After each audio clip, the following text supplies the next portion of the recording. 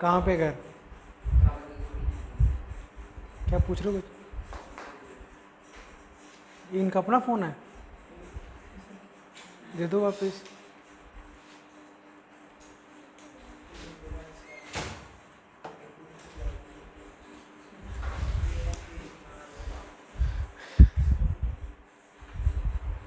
सुनो आप, आर्टिकल 1 क्या है?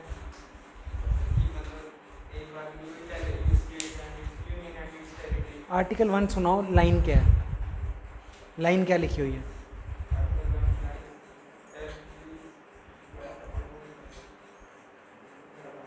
मतलब India that is Bharat shall be union of states. Union of states का क्या मतलब है? यूनियन ऑफ स्टेट्स का क्या मतलब है?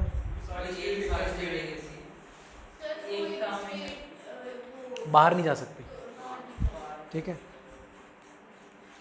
आर्टिकल 2 और 3 में क्या फ़र्क है?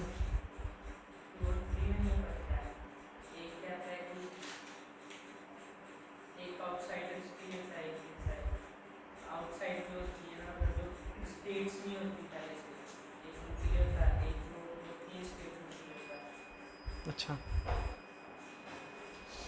आर्टिकल 2 और 3 में क्या फ़र्क है?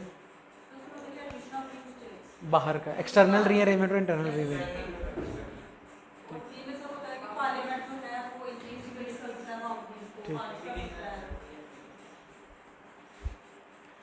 आपने कल देखी थी video?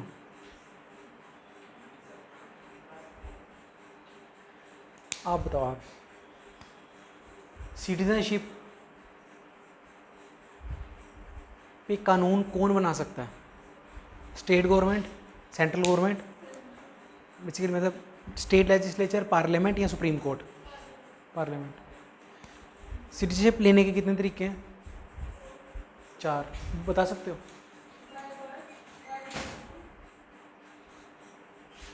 By birth, by descent, पूछूंगा, by descent, by naturalisation,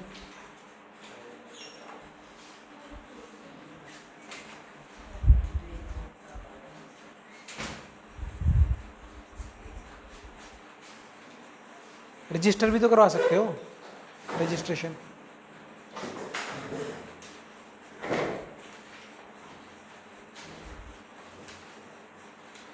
citizenship छोड़ने के कितने तरीके हैं? बोलना ज़रा।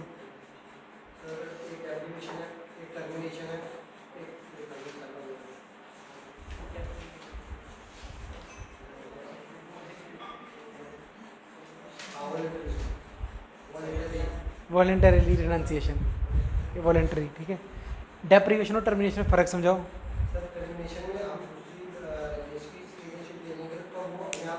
ठीक है, टर्मिनेट हो जाएगी।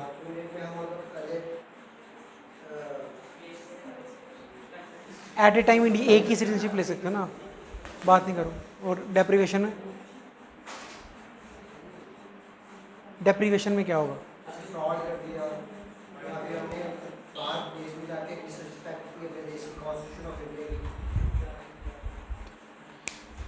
ठीक है, हेडिंग डालो फंडामेंटल राइट्स,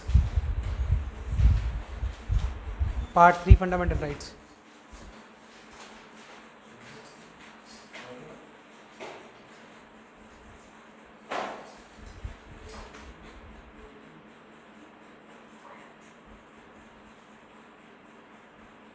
पहले लिखो, फंडामेंटल राइट्स आर, पहली लाइन में फंडामेंटल, फर्स्ट लाइन में fundamental rights are called fundamental, fundamental rights are called fundamental,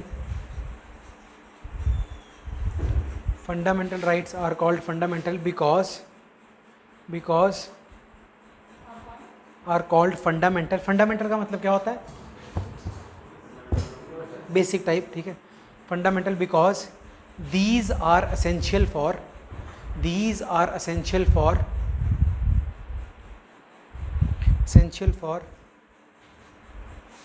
holistic development of human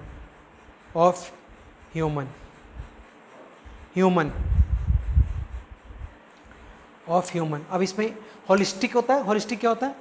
पूरी, ठीक है। होलिस्टिक में 4 तरह की डेवलपमेंट आती है, 4 तरह की, ठीक है। अगर आपने देखना हो, मटेरियल, ठीक है, मटेरियल मतलब पैसा भी होना चाहिए, बिना उसके तो कोई डेवलपमेंट नहीं है, ठीक है। इंटेलेक्चुअल, इंटेलेक्चुअल, स्पिरिचुअल, फिलोसॉफिकल, ठीक है, एंड मेंटल, ठीक है। तो ये होलिस्टिक 4 कंपोनेंट्स होते हैं, लिख लो, कभी बाद में काम आएंगे, ठीक है। होलिस्टिक डेवलपमेंट, एक इंसान को अगर पूरी अपनी डेवलपमेंट करनी है तो ये 4 उसके पिलर्स होते हैं। मटेरियल, पैसे वाली, पैसा भी होना चाहिए ना।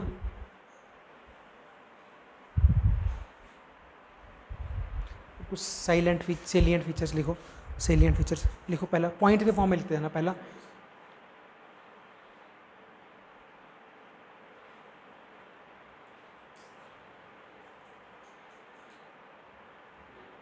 Borrowed from, borrowed from, borrowed from, खुद बताओगे कहाँ से? यूएस, बोरोड फ्रॉम यूएस, ठीक है। Next, next, these are enforceable by the courts, enforceable by the courts मतलब अगर ये नहीं, इनकी पूर्ति की जा रही है, अगर ये पूरे नहीं हो रहे तो आप कोर्ट जा सकते हो, ठीक है। These are enforceable by the courts, इसी को दूसरी भाषा में कहते हैं फंडामेंटल राइट्स आर जस्टिसिएबल, ठीक है, वो एक ही बात है। The concept of fundamental rights, ये सारे प्रीवियस ईयर की लाइनें हैं। The concept of fundamental rights originated, fundamental rights originated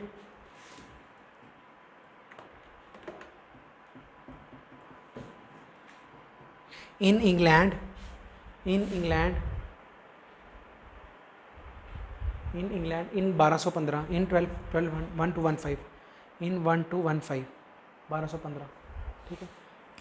Magna carta सुना है? ये क्या होता है, मतलब क्या होता है इसका मैग्ना कार्टा का? कौन सी भाषा का शब्द है ये? इंग्लिश तो नहीं है ये, कौन सी है? लैटिन, लैटिन है, तो पहले लैटिन का बोल वाला था ना उधर, तो मैग्ना कार्टा था, ठीक है, छोड़ो ये फालतू की बात है। नेक्स्ट लिखो, original constitution had, original constitution had, German कैसे हो गई है? Original constitution had 7 fundamental rights, 7 fundamental rights, 7 fundamental rights, but right to property was deleted by, but right to property was deleted by, right to property was deleted by 44th CAA Constitutional Amendment Act, 44th Constitutional Amendment Act। तो अब कितने बचे? 6, ठीक है। Basically 44th CAA Constitutional Amendment Act, ठीक है। क्या पता नहीं, लाइट नहीं होगी, क्लियर है, ठीक है। अब बिल्कुल वो पॉइंट्स लिखने हैं, बिल्कुल वो पॉइंट्स लिखने हैं जो पेपर में आएंगे, ठीक है। लिखना all fundamental rights, all fundamental rights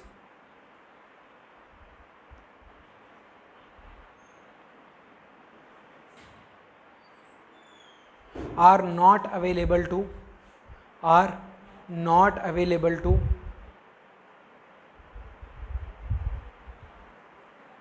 citizens and aliens alike, citizens and aliens alike क्या मतलब है?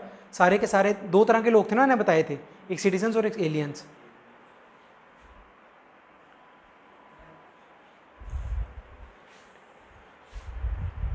तो फंडामेंटल राइट, अभी आपको ब्रीफ आइडिया देते हैं पहले, कुछ फंडामेंटल राइट सिर्फ पहले आप समझ लो, पहले रुक जाओ। देखो फंडामेंटल राइट अभी 6 हैं, ठीक है। स्टार्ट होते हैं ये आपके आर्टिकल नंबर 14 से, ठीक है। 14, 15, 16, 17, 18, ये पहला ब्रैकेट है। तो ऐसे तो कितने हो गए ये? 1 2 3 4 5 हो गए, लेकिन ये पहला है, कौन सा कहते हैं इसको? Right to equality. अभी लिखो, कुछ नहीं लिखोगे आप, ये पहला ब्रैकेट है राइट टू इक्वालिटी, ठीक है। अगला आता है राइट टू फ्रीडम, तो एक्सप्रेशन उसका पार्ट है एक, स्पीच एंड एक्सप्रेशन। वो कहाँ से स्टार्ट होता है? 19, 20, 21, 22। अगला आता है राइट अगेंस्ट एक्सप्लॉयटेशन, ठीक है, ये कौन सा है? 23, 24। अगला क्या है? रिलीजन, ठीक है, फ्रीडम ऑफ रिलीजन, ठीक है, ये कौन सा आता है? 25 से 28। अगला आता है कल्चरल एंड एजुकेशनल राइट, ये कौन सा है? 29, 30। और लास्ट के कॉन्स्टिट्यूशन रेमेडीज 32। अब एक चीज़ समझो तो फंड हो कितने के टोटल? 14 से स्टार्ट, वैसे तो 12 से स्टार्ट होता है, 12 में स्टेट शब्द डिफाइंड है, पर 12 से स्टार्ट हुआ कहाँ तक गए हम? 32 तक, ठीक है। ऐसे बढ़े जाते हैं, लेकिन ब्रैकेट कितने हैं? मतलब ऐसे देखो तो कितने हैं? 6, ये गिनी जाती है चीज़ कि 6 फंडामेंटल राइट है आपके पास, ठीक है। अब इनमें से 5 हैं जो सिर्फ सिटीजन्स को मिलते हैं, ठीक है। वो कैसे याद रखने हैं?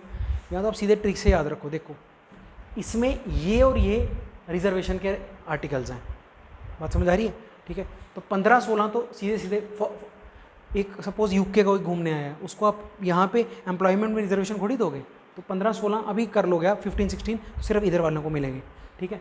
उसके बाद 19 भी इधर वालों को मिलता है, सिर्फ मैं रीज़न बताऊंगा उसका। 19 में बड़े हैं कि आप एसोसिएशन बना सकते हो, ये सब 19 इधर वालों को मिलता है, और 29, 30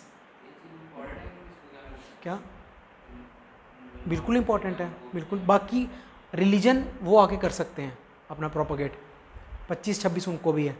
जो सिर्फ हमारे वालों को हैं वो आपको अब ये लाइन से याद होना चाहिए, 15, 16, 19, 29, 30 याद रहेगी बात। देखो यहाँ some fundamental rights are available only to citizens, some fundamental rights are available only to citizens, some fundamental rights are available only to citizens.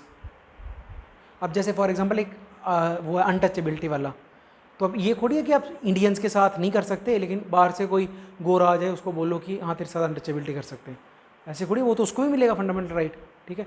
Some fundamental rights are available only to citizens. अब याद पहले मन में sequence run करो, 15, 16, 19 और फिर 29, 30। देखो 15, 16, 19, 29, 30 याद रखनी है बात, स्टार बना लो।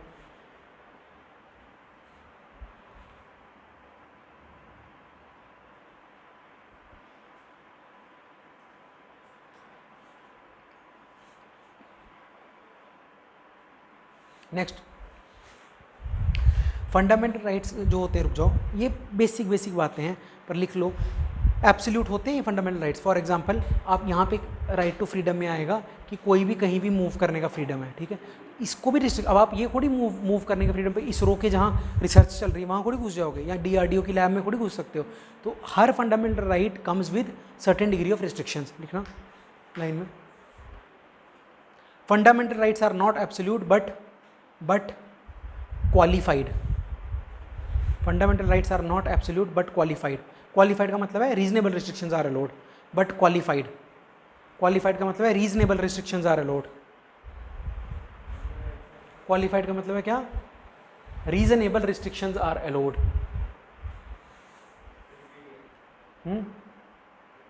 Repeat, fundamental rights are not absolute but qualified.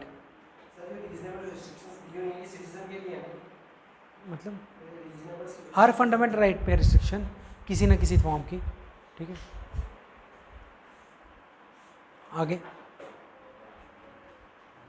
Some fundamental rights are positive while some are negative. बता दूंगा मैं कैसे है। Some fundamental rights are positive while some are negative. Hindi में, हिंदी पढ़ी आपने हिंदी की? तो उसमें ना 5th 6th में आता था सेंटेंस पहचानो, नकारात्मक वाक्य कौन सा और सकारात्मक, पढ़ा है, ठीक है। नकारात्मक होता है नेगेटिव। फॉर एग्जांपल अगर ये लाइन लिखी है कि no one shall untouchability shall be banned, मतलब अगर कोई अनटचेबिलिटी करे, नेगेटिव सा साउंड हो रहा है, कोई भी चाइल्ड एक्सप्लॉयटेशन नहीं करेगा, चाइल्ड लेबर, तो ये नेगेटिव है। और ये कभी ऐसे बोल दे, ये लाइन एफर्मेटिवली बोल दे कि everyone has the right to freely move to the across the territory, तो ये पॉजिटिव सेंटेंस है। तो ये बात हो रही है यहाँ कि कुछ एफर्मेटिव होते हैं और कुछ नेगेटिव होते हैं, ठीक है। आगे next,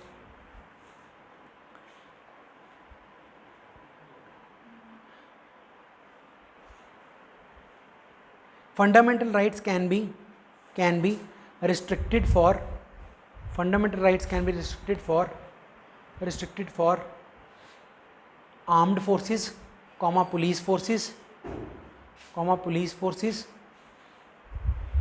armed forces comma police forces comma paramilitary forces. Paramilitary forces क्या फ़र्क होता है इन तीन में? किसको क्रिस्टल क्लियर फ़र्क पता तीनों में? वो तो पुलिस की भी होती है रेजिमेंट।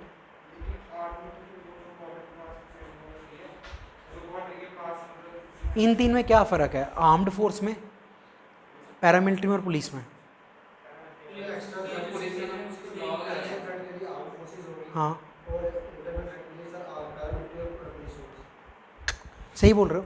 ये बॉर्डर है ना इंडिया का, तो एक्सटर्नली तीन तरह से डेंजर हो सकता है, पानी, हवा और लैंड। तो आर्म्ड फोर्सेस होती हैं जो बाहर का थ्रेट बचा रही हैं बॉर्डर पे, ठीक है। नेवी, एयरफोर्स और आर्मी, ये तीनों आर्म्ड फोर्सेस हो गई, ठीक है। आर्म्ड फोर्सेस में तीनों होते हैं, डिफेंस फोर्सेस इसको कहते हैं। अंदर का लॉ एंड ऑर्डर भी तो देखना है, ठीक है। वो कौन देखेगी? पुलिस। पैरामिलिट्री में वो प्रीफिक्स जुड़ा हुआ है पैरा का, वो यही दिखा रहा है कि वो पैरामिलिट्री इधर भी लग जाएगी कभी, कभी अंदर भी लग जाएगी। बीएसएफ को देख लो, कभी राइट्स भी कंट्रोल करती है अंदर लॉ एंड ऑर्डर के, कभी बॉर्डर में भी चली जाती है। सीआरपीएफ, उसका नाम ही पैरामिलिट्री, पैरा एथलीट होते हैं ना, ठीक है। पैरामिलिट्री मतलब ट्रेनिंग, पैरा एथलीट्स कौन होते हैं? जो हैंडीकैप्ड होते हैं। तो वही पैरामिलिट्री मतलब आप उनकी ट्रेनिंग पूरी है लेकिन उनको आर्म्स नहीं दिए अभी, तो बीच में मतलब वो वॉइड फिल कर रहे हैं दोनों का। एक बाहर की थ्रेट देख रही है, एक लॉ एंड ऑर्डर संभाल रही है, ये जहाँ जरूरत पड़ेगी ये पैरामिलिट्री वहाँ जाएगी, ठीक है। कहाँ मुझे फॉर पैरामिलिट्री फोर्सेस, और लास्ट में और when the martial law is in place, और when the martial law is in place.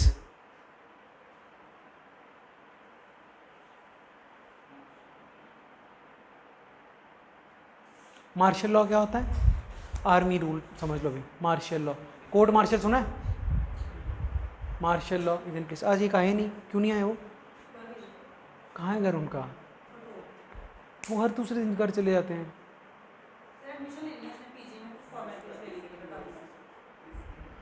Is in place और martial law is in place, ठीक है।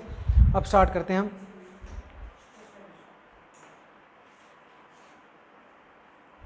सबसे पहले स्टार्ट होता है ये जो पार्ट 3 है आपका, ठीक है। ये पार्ट 3 है ना, ठीक है। पार्ट 3 स्टार्ट होता है आर्टिकल 12 और 13 से, ठीक है। तो पहले लिखो नीचे, लिखना आर्टिकल 12, आर्टिकल 12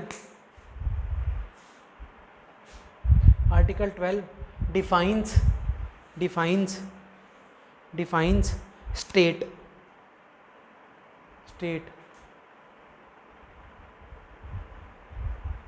ठीक है। अब समझो जो आर्टिकल, बस इतना ही याद रखो, ठीक है। बताता हूँ क्या।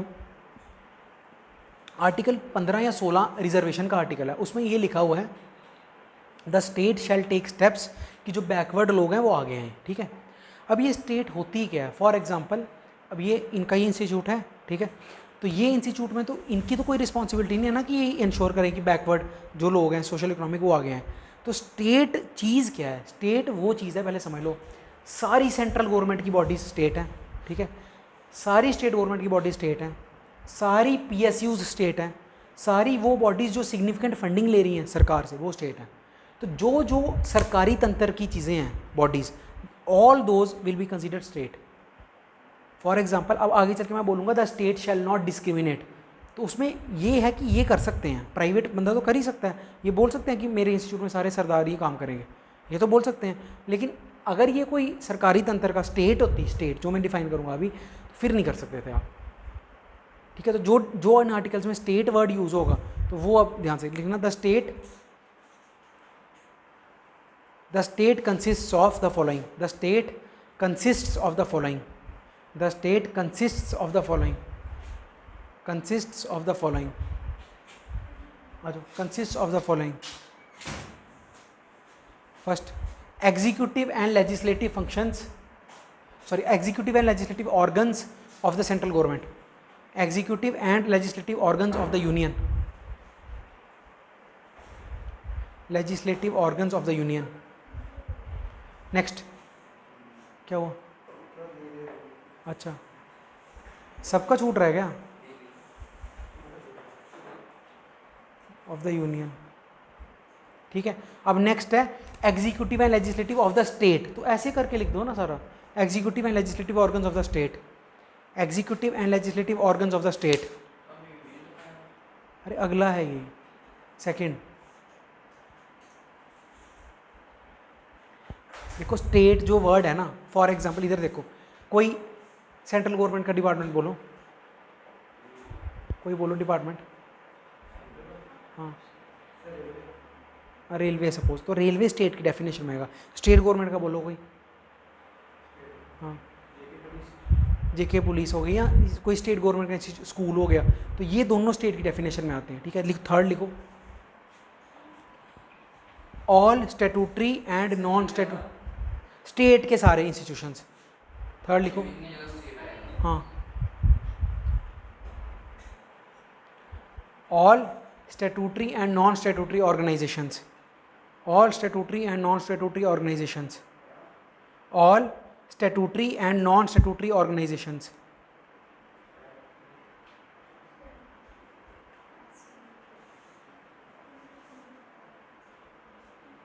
statutory and non-statutory organizations।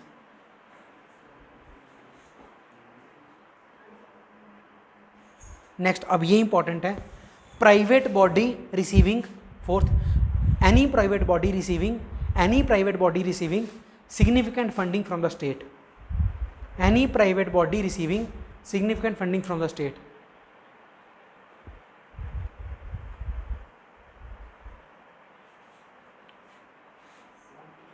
significant funding from the state। For example अगर कल को ऐसा हो जाए, ठीक है, फॉर एग्जाम्पल इधर देखो, अभी प्रवास स्कीम आई है, कौन सी स्कीम आई है, में कोचिंग सेंटर को पैसा मिलता है, होता है ना, कोई स्कीम आई है, तो मान लो इस कोचिंग सेंटर का वहाँ टाई अप हो जाए, ठीक है, तो सरकारी तंत्र से टाई अप हो गया अब, ठीक है, और सारा पैसा उस उधर से आ रहा है, ठीक है। अब ये नहीं बोल सकते कि इस इंस्टीट्यूट के सारे टीचर सरदार होंगे, अब ये भी डेफिनेशन ऑफ स्टेट में आ गए, अब इनको इम्पार्शियल होकर काम चलाना पड़ेगा। क्या प्राइवेट सेक्टर, ऐसे नहीं बोल सकते आप, ये बोल सकते इस टाइम के लिए, इस एक्टिविटी के लिए ये स्टेट की डेफिनेशन में आ गई, ठीक है। और अभी आप 29-30 जब पढ़ोगे फिर से बड़े वो होगा, मतलब कन्फ्यूजन होगी, अभी आप समझते चलो। आर्टिकल 12 क्या करता है, स्टेट डिफाइन करता है। स्टेट क्या होती है, सरकारी सारे स्टेट, सेंट्रल के, स्टेट के, कोई स्टैट्यूटरी बॉडी बन गई वो, और कोई भी प्राइवेट बॉडी जो फंडिंग ले रही है। लिखो article 13, article 13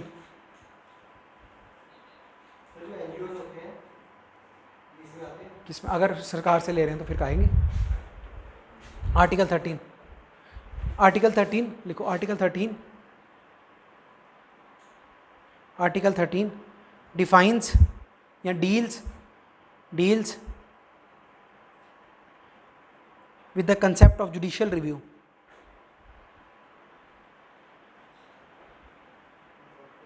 judicial review, review,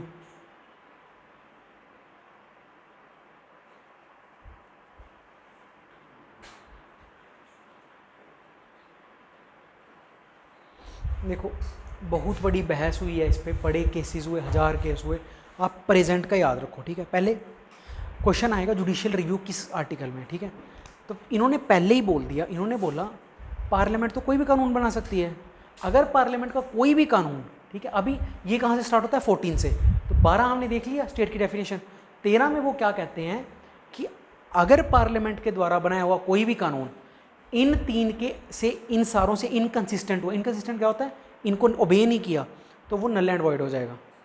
बात समझ आ रही है। फॉर एग्जाम्पल देखते हैं, यहाँ पे एक आर्टिकल है, everyone has to right, every citizen has the right to free, मतलब प्रैक्टिस और प्रोपागेट उसका धर्म, ठीक है, 25 आर्टिकल है। कल को पार्लियामेंट एक लॉ ले आए और उसमें बोले सबको हिंदू बनना है, ठीक है, तो वो अब सुप्रीम कोर्ट क्या करेगा, सुप्रीम कोर्ट ये बोलेगा कि आर्टिकल 13 में लिखा हुआ था कि अगर कोई आपका कानून, ठीक है, इससे इनकंसिस्टेंट है, इनकंसिस्टेंट मतलब इसको फॉलो नहीं करता, तो वो नल एंड वॉइड है। जुडिशियल रिव्यू करना क्या होता है कि आप चीज़ को चेक कर रहे हो, जुडिशियल रिव्यू मतलब जब वो चीज़ जुडिशरी चेक करती है। बात समझ आ रही है, ठीक है। As per article 13, as per article 13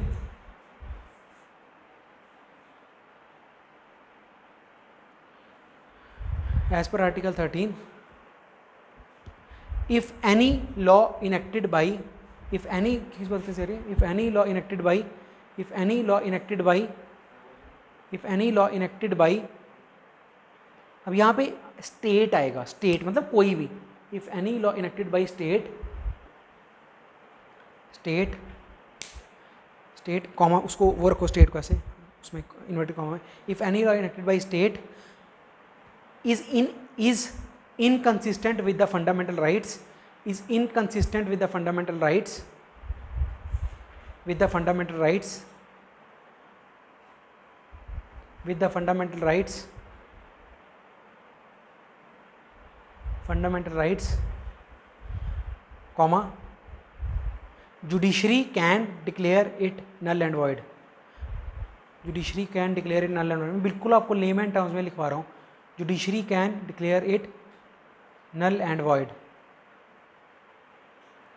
for example, सीधी सी एग्जाम्पल देता हूँ अभी, ठीक है, अभी कंट्रोवर्सी हुई थी, सपोज करो ऐसा हो जाए कि यहाँ पे कोई स्कूल है, ठीक है, तो लेट्स से वो मुस्लिम मेजॉरिटी स्कूल है, ठीक है, उधर ये आदेश जारी, स्टेट में कुछ भी आता है और वो लेट्स से स्टेट गवर्नमेंट से रन होता है वो स्कूल, ठीक है, मुस्लिम मेजॉरिटी स्कूल है, वो स्टेट गवर्नमेंट से रन होता है, उधर ये ऑर्डर आ जाए कि अब से जितनी भी लड़कियाँ आएंगी यहाँ वो हेड स्कार्फ पहन के आएंगी, ठीक है, तो ये जो उन्होंने ऑर्डर डिक्लेयर किया तो ये एक लॉ है, लॉ ही तो है कि एक तरह से, लॉ ज़रूरी थोड़ी है कि पार्लियामेंट में वोटिंग से पास हो, एक लॉ ही तो है, तो ये लॉ पास हुआ, ठीक है, अब अगर ये लॉ चेक करना पड़ेगा कि इनको वैलिडेट कर रहे हैं नहीं, इधर आप देखोगे 19 में लिखा हुआ है फ्रीडम ऑफ एक्सप्रेस, एक्सप्रेशन में सिर्फ ये नहीं होता बोलने का, एक्सप्रेस आप बाई विजुअल अपील भी कर सकते हो ना एक्सप्रेस, तो इससे ये वो कर रहा है, इनकन्सिस्टेंट हो रहा है, इसको वो कर सकती है supreme court, null and void, कोई भी कोर्ट, ठीक है, सिमिलरली उल्टा कर लो, बात समझ आ रही है, तो ये है कि कोई भी कानून, स्टेट का कोई भी ऑर्गन, कोई भी कानून वैसा पास नहीं करेगा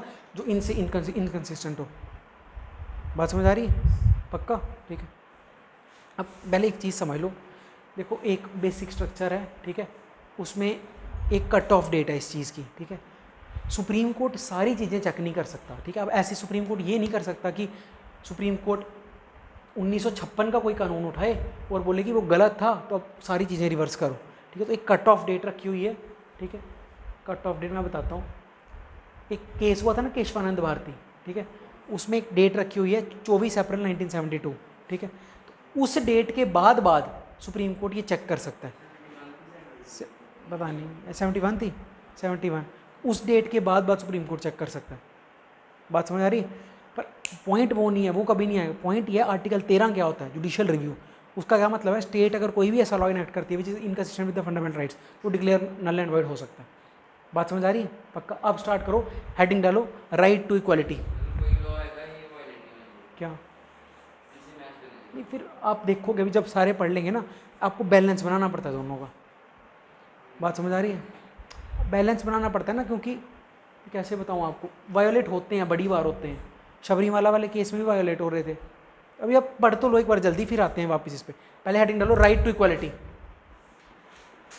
right to equality, right to equality है 14 से 18, अब एक एक करके पढ़ेंगे इसको, राइट टू इक्वालिटी 14 से 18,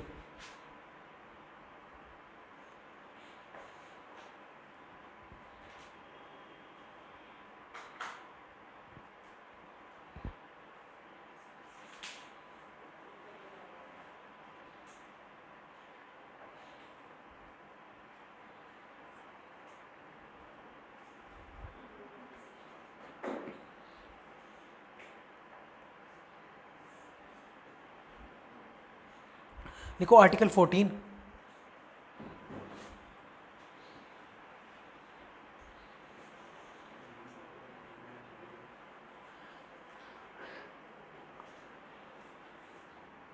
आर्टिकल 14,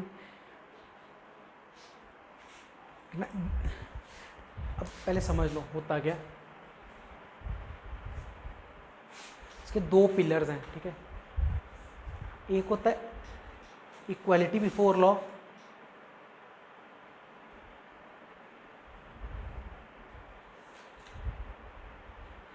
और एक होता है equal protection of the law,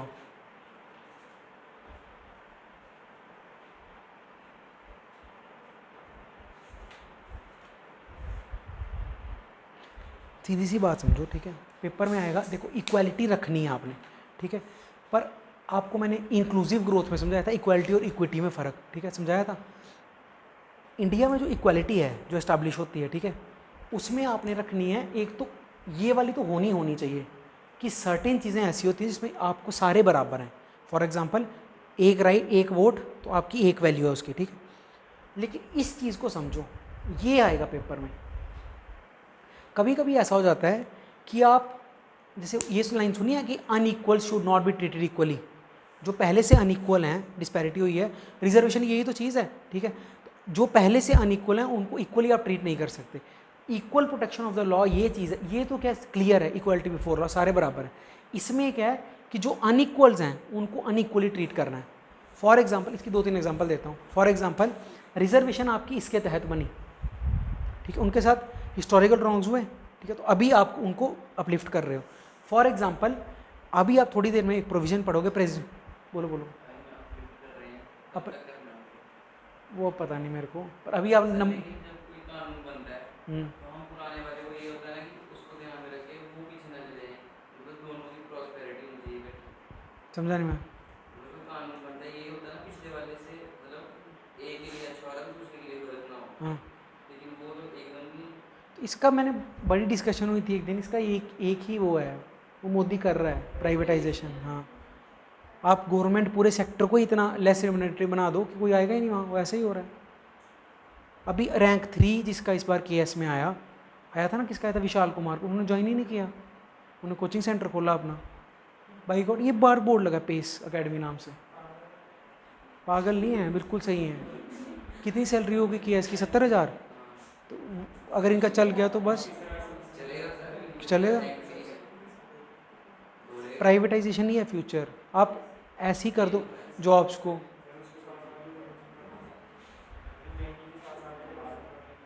क्या बोल रहे हो? जॉब करते करते भी कर सकते हैं, है ना। रिस्ट्रिक्शंस बड़ी होती है ना, अगर आप जॉब कर रहे हो ना। टीचिंग नहीं कर सकते। एक कज़न है मेरा, वो JEE लगे हैं, अब AE बने हैं, उनको बाहर जाना हो ना तो वीज़ा के लिए 6 महीने की परमिशन लेनी पड़ती है। कौन इतनी सिरदर्दी लेगा आज के ज़माने में, कम से कम 20-30 फॉर्म पे साइन कराने पड़ते हैं। मतलब लॉ होना चाहिए सर कि मतलब दोनों अच्छे से, ये नहीं कि बिल्कुल ही पीछे दे दो। यही है, अब यही होगा, यही हो रहा है, यही होगा, यही होगा प्राइवेटाइजेशन। जल्दी जल्दी पास हो जाओ, यही है लास्ट चांस, यही है। वेव्स आती हैं ना बार बार, पहले आ जाती थी किसी की वेव, अब किसी की, अब यही है प्राइवेटाइजेशन। यूएस का हम यूएस को सबके वेस्ट को ही फॉलो कर रहे हैं ना, उधर कोई करता है सरकारी पेपर की तैयारी? यूएस में कोई पटवारी का पेपर देता है? पेरेंट्स ही चुनते हैं, वही है, तो यहाँ पे ही दे रहे पेरेंट्स भी हैं। नहीं करते अच्छे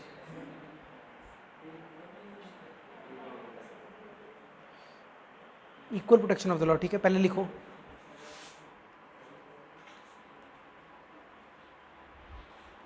लिखना, right to equality has two pillars, two pillars. Article 14, article 14 में, हाँ देखो पूरे पूरे ब्रैकेट जो 14 से 18 तक है उसका पूरे का नाम क्या, राइट टू इक्वलिटी। उसमें पहला भी right to equality 14, right to equality has two pillars.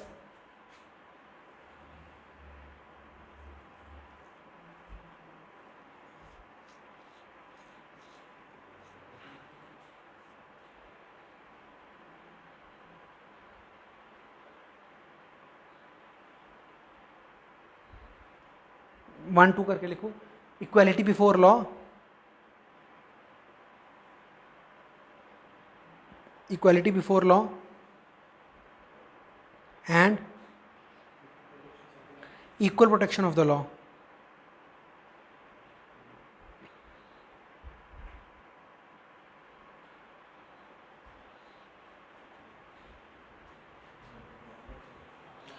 अब एक एक को एक्सप्लेन करेंगे, इंपॉर्टेंट है, ध्यान रखना, ठीक है। मतलब क्या है इस पूरी चीज़ का, पूरी चीज़ का मतलब ये है कि हर बंदे को इंडिया में ये दो चीज़ें मिलनी चाहिए, क्या क्या, इक्वालिटी बिफोर लॉ और इक्वल प्रोटेक्शन ऑफ लॉ। अब पेपर में दोनों आएंगी मतलब के साथ जंबल करके, तो मतलब क्लियर रखना, लिखना, equality before law means that, equality before law means that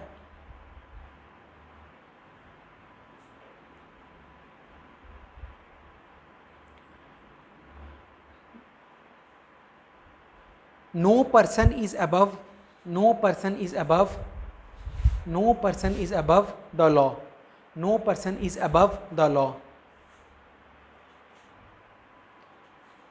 इसी में आगे लिखो, it is the absence of, it is the absence of, the absence of, absence, it is the absence of, it is the absence of special privileges in favor of any person, in favor of any person, in favor of any person।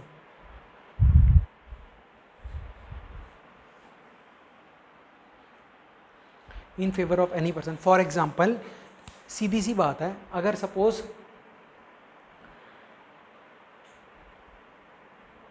एक act होता है कि अगर आपने 24 weeks के बाद abortion कराया ना, PCPNDT सुना है, एक एक्ट होता है, ठीक है, तो फिर वो क्रिमिनल ऑफेंस है। या फिर अगर आपने जेंडर पता कराया ना बच्चे का, तो भी वो क्रिमिनल ऑफेंस है, ठीक है। बड़ा फेमस एक्ट है PCPNDT, ठीक है। तो सपोज करो कि ऐसा है कि एक बिहार में कोई वो है डेली वेजर, ठीक है, वो और उसकी वाइफ पता कराते हैं जेंडर, ठीक है, तो वो पकड़े गए, ठीक है, और उनको सज़ा होगी, जो भी इसमें 3.5 या 4 साल की सज़ा है, उनको सज़ा होगी। कल को ऐसा हो जाए कि मोदी जी की शादी हो जाए और वो पता कराने पहुंच जाए, तो उनकी हंसने की बात नहीं है, पॉइंट समझो आप, ठीक है। पॉइंट ये है कि मेरे को हंसी दिला रहे हो, पॉइंट ये है कोई भी बंदा लॉ से ऊपर नहीं है, पहला, और ये नेगेटिव कंसेप्ट है। अब मैं अगला समझाऊंगा आपको, ठीक। कोई भी बंदा लॉ, अगर कोई देखो लॉ अलग अलग डिफाइन हो सकता है, अभी मैं बताऊंगा प्रेसिडेंट के लिए अलग लॉ आ जाता है थोड़ी देर के लिए, ठीक है, लेकिन अगर उसका वो कानून है तो कोई भी बंदा उस कानून से ऊपर नहीं है। जैसे प्रेसिडेंट के लिए एक लॉ है कि वो 6 महीने तक अगर उसने कोई क्राइम कर दिया तो इन ऑफिस उसको जेल नहीं हो सकती, क्योंकि देश फिर टूट जाएगा ना, कोलैप्स करे। लेकिन 6 महीने जो कानून है ना कि जिसके लिए बना हुआ है, कोई किसी को प्रिविलेज नहीं मिलेगी कि वो उसको तोड़ सकता है। everyone has to follow the law, that law, जो लॉ का बेंचमार्क है वो फिर बदल सकता है, और इसी के लिए वो सेकंड पार्ट है। बात समझ आ रही है? पहला पार्ट क्या है, कोई भी लॉ से ऊपर नहीं है, ठीक है। अब लिखो, equal protection of the law means that, क्या नहीं एग्जाम्पल तो बता दूंगा, सेकंड लिखो, equal protection of the law means that, equal protection of the law means that like should be treated in a like manner, means that equal protection of the law means that, आज ये आ गई, equal protection of the law means that like should be treated like जैसे होता है एक जैसे को, जो एक जैसे होते हैं उनको एक जैसा ट्रीट, कुछ भी लिख लो, समझ आ रहा है ना आपको, that alike should be treated likely।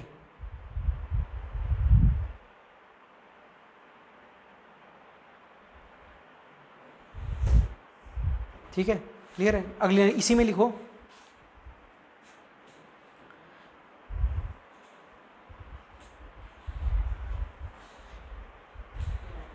the underlying principle is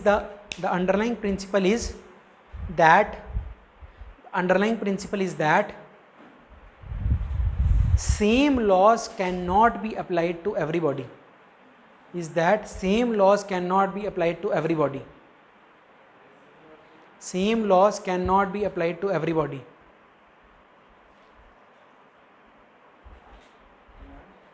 applied to everybody, मैं बताता हूँ।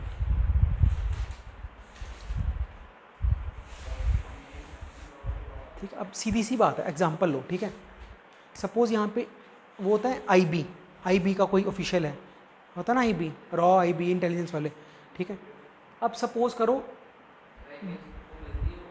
छोड़ो ना अभी, इधर ध्यान दो पहले, आप इधर ध्यान दो ना, जो अभी पढ़ाई चल रही है। मान लो आपसे ड्राइव करते करते एक एक्सीडेंट हो गया, ठीक है, तो आप पे पूरा केस चलेगा, आपको सज़ा भी होगी। आईबी वाले से अगर हो गया और ये प्रूव हो गया कि वो नेशनल सिक्योरिटी के लिए जा रहा था कहीं और एक्सीडेंट हुआ, इसको छोड़ देंगे ना। अगर नेशनल सिक्योरिटी के लिए जा रहा था, कुछ हो रहा था, जल्दीबाजी में हुआ, इसको छोड़ देंगे। यहाँ पे वो बात आ जाती है अलाइक शुड बी, मतलब एक जैसों के साथ एक जैसा व्यवहार होना चाहिए। अगर कोई अलग अलग हैं तो उनसे अलग अलग होना चाहिए। सेम रिजर्वेशन में ऐसा ही तो हुआ है। बात समझ आ रही है? पक्का। दो चीज़ें हैं, फिर से सुन लो। पहला है इक्वलिटी बिफोर लॉ, वो नेगेटिव कंसेप्ट है, वो क्या कहता है, अगर किसी के लिए कोई कानून है उसके ऊपर कोई नहीं है फिर, ठीक है। और दूसरा क्या है कि equal protection of the law कि एक जैसों को एक जैसा व्यवहार होना चाहिए, ठीक है, पक्का। अब आ जाओ आर्टिकल 15। आर्टिकल 15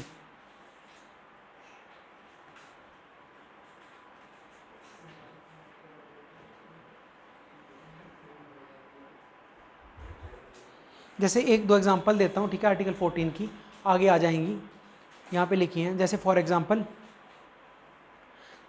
अगर आप जैसे प्रेसिडेंट एंड गवर्नर जो होते हैं, ठीक है, उनके दफ्तर के टाइम वो कोई भी काम करें, बाद में उन पर एक्शन नहीं हो सकता उस बात पे। जो मैंने एग्जांपल बताई वो बेस्ट है, आपको समझ आ गया ना दोनों कंसेप्ट, पॉजिटिव और नेगेटिव। पहला क्या, इक्वालिटी बिफोर लॉ, दूसरा equal protection of the law. अब देखो article 15, article 15, no person, no citizen of India, no citizen of India, 15, no citizen of India shall be discriminated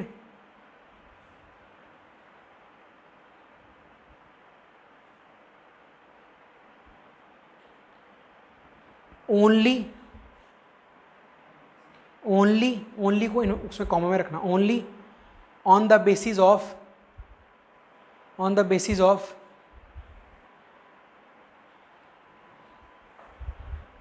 religion, race,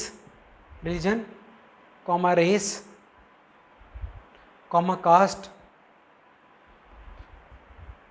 sex and place of birth, ठीक है।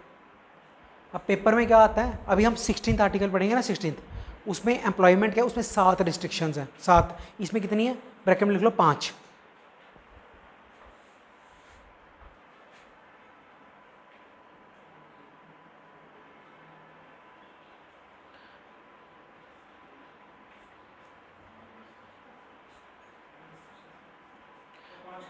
पांच basis है ना, आप सिर्फ उनके बेसिस पे नहीं कर सकते। मैं समझाता हूँ अभी, कॉम्बिनेशन पॉसिबल है तो फिर कर सकते हो। लिखना अगली लाइन, लिखना ओनली इंडियन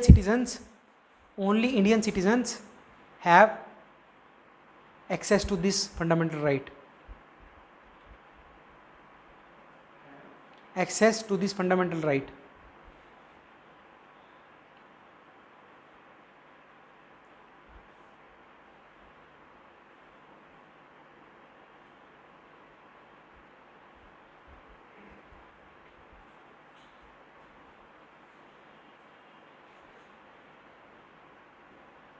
ठीक है, क्लियर है। तो अब मैं कुछ क्वेश्चन पूछूंगा आपसे, उसका जवाब देना। इसमें क्या लिखा है कि किसी भी इंसान को उसकी कास्ट की वजह से नहीं करना चाहिए डिस्क्रिमिनेट, ठीक है। तो कॉलेज में 50% सीटें तो कास्ट की वजह से रिजर्व होती हैं, फिर ये फंडामेंटल राइट गलत नहीं हो गया? एक्सप्लेन करते जाओ तभी सीखोगे। इसमें क्या लिखा है, किसी भी इंसान को, या ये छोड़ो, ठीक है, जिस साल हम पास आउट हुए उस साल आईआईटी में ये स्टार्ट हुआ रूल कि 12% सीटें लड़कियों के लिए रिजर्व होंगी, ठीक है, उसी साल। तो ये गलत नहीं हो गया? इसमें तो लिखा है कि सिर्फ सेक्स जेंडर पे आप डिस्क्रिमिनेट नहीं कर सकते, तो ये क्यों किया? बिल्कुल सही बात है, बिल्कुल सही बात है, ठीक है। तो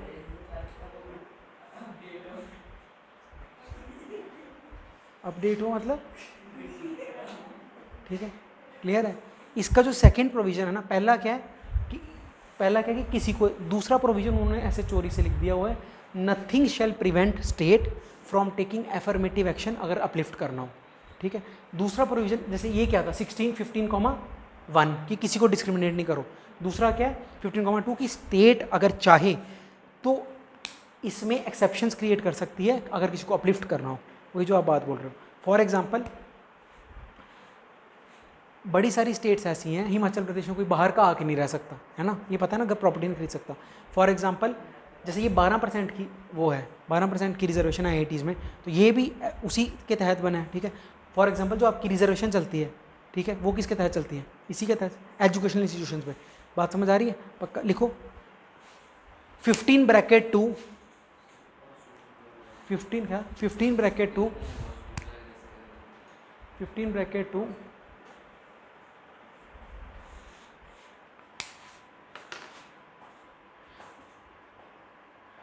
जब पेपर दे रहा था ना मैं IIT की, तब मेरे को भी बड़ा गुस्सा आता था कि ये क्यों है, लेकिन जब आप अच्छे से पूरा पढ़ लोगे ना, पूरा मतलब अच्छे से, फिर आपको रियलाइज़ होगा कि ये बड़ी ज़रूरी है।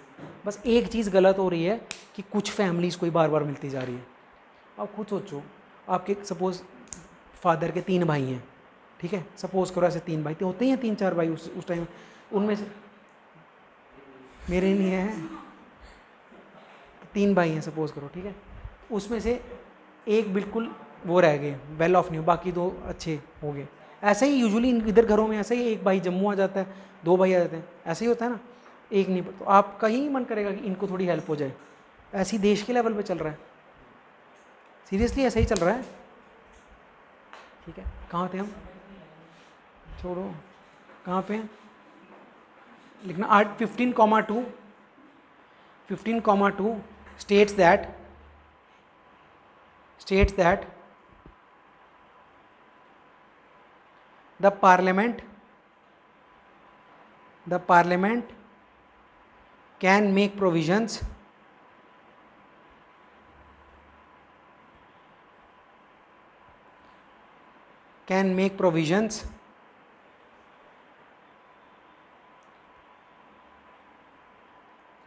for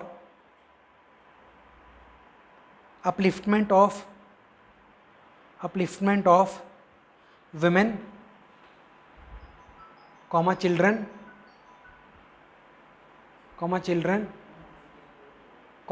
socially and educationally backward classes,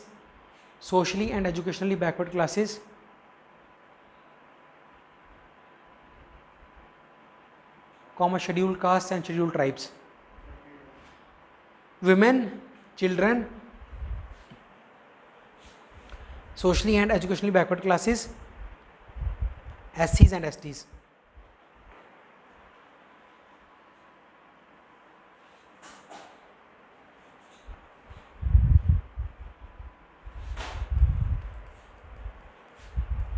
एक लाइन लिखवाई मैंने, socially and educationally backward classes, तो अभी मोदी लाए थे ना एक 103rd कॉन्स्टिट्यूशनल अमेंडमेंट एक्ट लाए थे, ठीक है, वो क्या था, जनरल में मतलब अनरिजर्व्ड में 10% EWS का था, तो उसने 2 आर्टिकल्स को अमेंड किया था, 15,6 डाला था उसमें, ठीक है, याद रखना 15, इसमें क्या लिखा है कि स्टेट कर सकती है, तो इसमें अमेंड किया था 15 को। अब आ जाओ आर्टिकल 16 पे, आर्टिकल 16,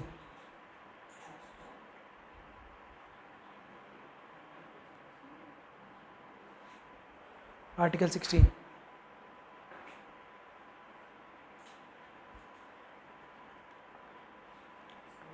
लिखना, article 16 states that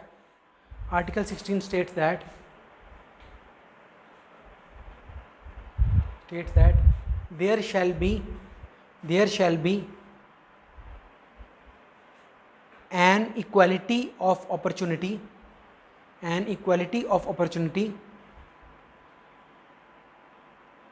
in matters of employment,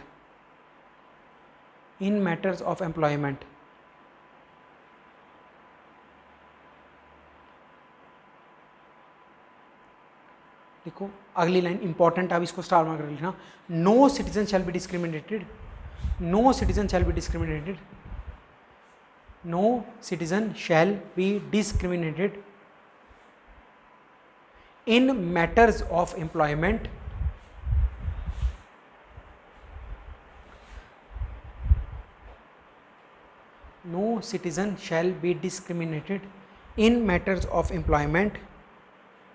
in matters of employment only on the grounds of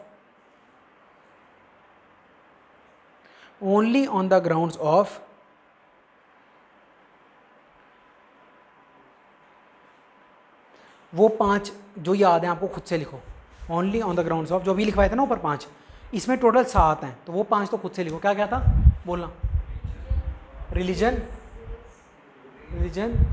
race, caste, sex, place of birth, इसमें 2 जोड़ते हैं, +2 होता है, पहला डिसेंट,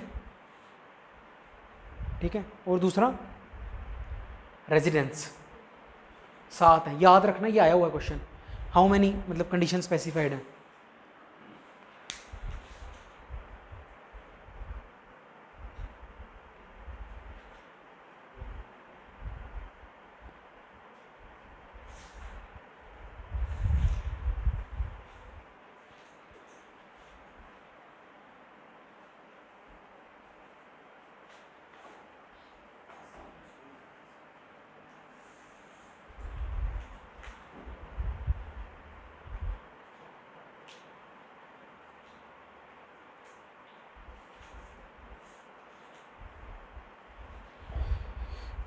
आपको पेपर में ऐसे आएगा कि यूपीएससी का फॉर्म निकला और यूपीएससी ने ये बोल दिया कि इस साल यूपी और बिहार का कोई भी बच्चा फॉर्म नहीं भर सकता, तो कौन सा आर्टिकल वायोलेट हो रहा है? एम्प्लॉयमेंट वाला है ये रिलेटेड, और कौन सा? ये कंडीशन वायोलेट हो रही है। ठीक है, एक और चीज़ बोलो कि यहाँ पे सपोज़ करो कल को कोई पुर्तगाल का कोई इंसान आ जाए, ठीक है, वो बोले कि मैंने जम्मू कश्मीर का पटवारी का पेपर की तैयारी की है, मैंने वो बनना है, तो उसको मना कर दे। सीरियसली सुनो, इंपॉर्टेंट चीज़ें हैं, उसको मना कर दे गवर्नमेंट, वो सुप्रीम कोर्ट पहुंच जाए, तो बताओ वो ठीक बोल रहे हैं या इन्होंने ठीक मना किया? वो आया जॉब लेने, उसने तैयारी की थी, ठीक है, कहीं से भी बाहर से आया, एलियन है, ठीक है, उसकी तैयारी थी, उसने बोला कि मैंने कोई पेपर देना है JKSSB का, और इन्होंने बोला कि आप नहीं दे सकते। हाँ, तो अब बताओ कि क्यों?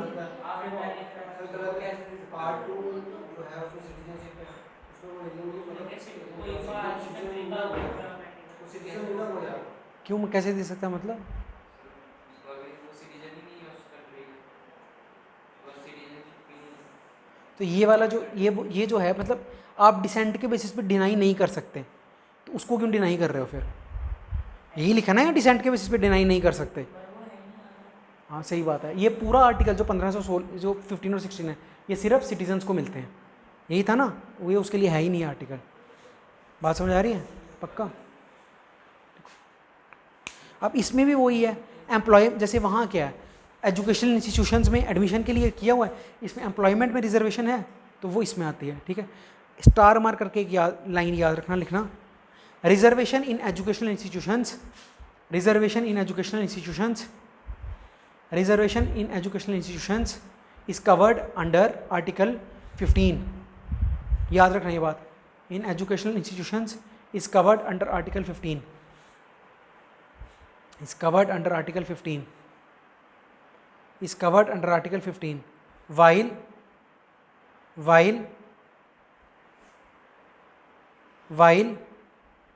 reservation in matters of employment is covered under article 16। याद रखना ये बात please, while reservation in matters of employment is covered under article 16।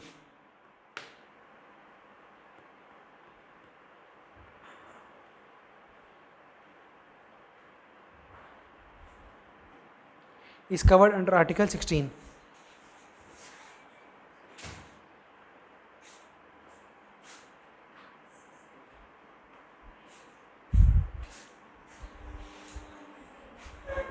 आवाज आती रहे तो चलने दो फिर। पंखे से याद आया, कल की एक बहुत मेजर न्यूज़ है, कोटा में जितने भी पंखे हैं ना उन पे स्प्रिंग फिट हो रहा है। कोटा में दिल्ली की अब जो सुसाइड रेट है वो 9 पहुंच गई है, 9 सुसाइड्स पर डे।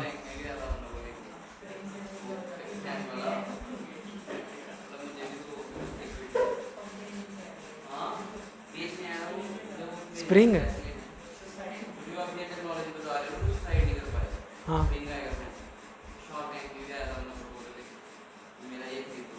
पॉइंट वो नहीं है, पॉइंट है कि कितनी एज होती है। हाँ हाँ, IIT वालों की कितनी एज होती है, हमने डिस्कस किया था ना एक दिन, 16-17 साल, 15-16 उतनी हो, तो आपको तैयारी कर, आपकी एज है हो गई है तैयारी वाली, आपको पता नहीं है बस, ठीक है। तो बड़ा 9 सुसाइड्स पर डे एक शहर में, बड़ी ज़्यादा होती हैं। अब वो सारे पंखे वहाँ के DM ने ऑर्डर किए, सारे पंखे अब स्प्रिंग से लगेंगे।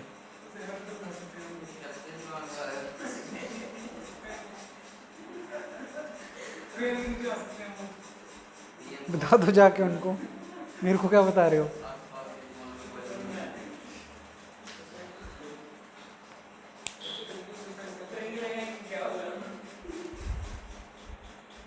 ठीक है, इंडिया में सबसे ज़्यादा सुसाइड कैपिटल है इंडिया, ठीक है, यूथ की भी और पूरी दुनिया की भी। बेंगलोर, वो बात ही नहीं है ही नहीं वो बात। हैप्पीनेस इंडेक्स डिस्कस किया था, कितने नंबर में था India? 133।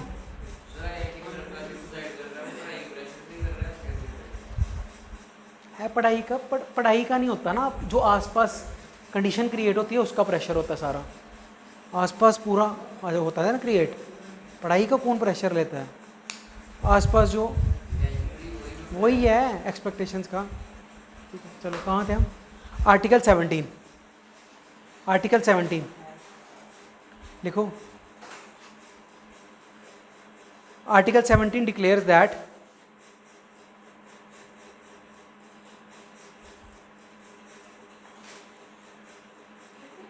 Article 17 declares that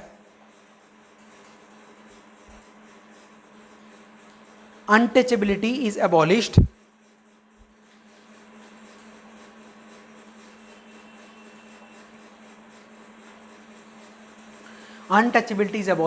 and its practice in any form, ये important है, in any form is banned, is forbidden कह लो, is banned।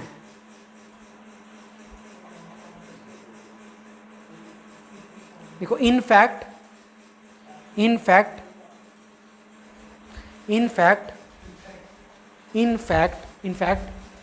Untouchability is a criminal offence now. Act का नाम पता है कौन सा एक्ट है?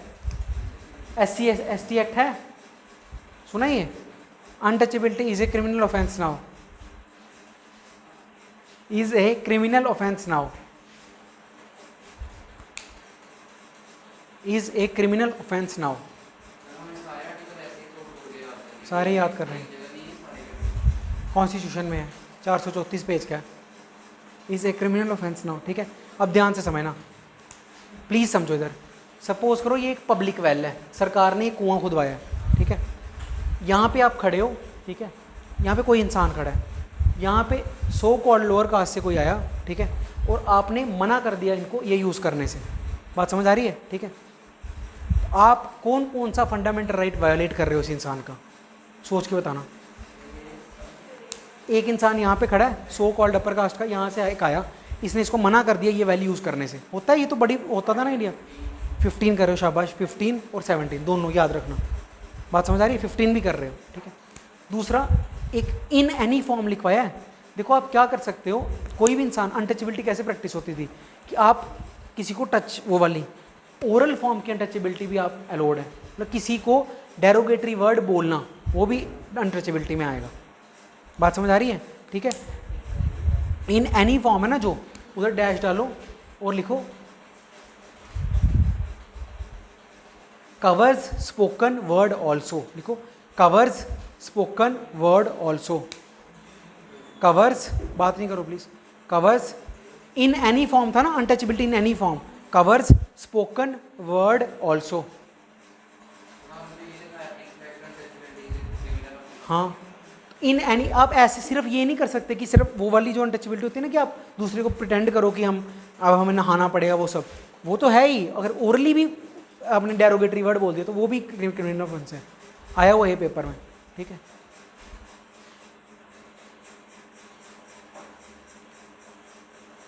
नेक्स्ट आर्टिकल 18,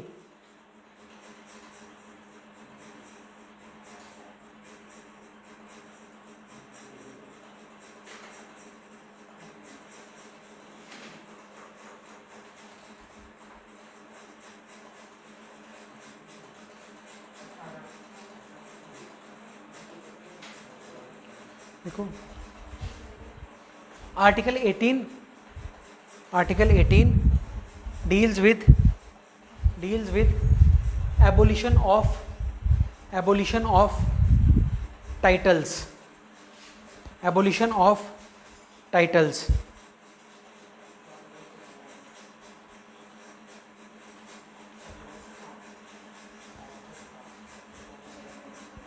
लिखना, there are 4 provisions in this regard, there are 4 provisions in this regard, in this regard.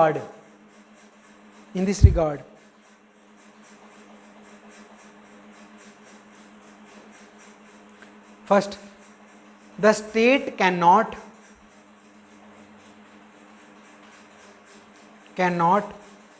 Confer होता है देना, the state can not confer any title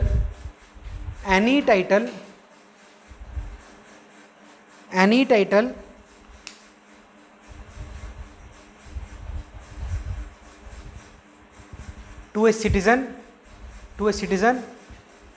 or to a foreigner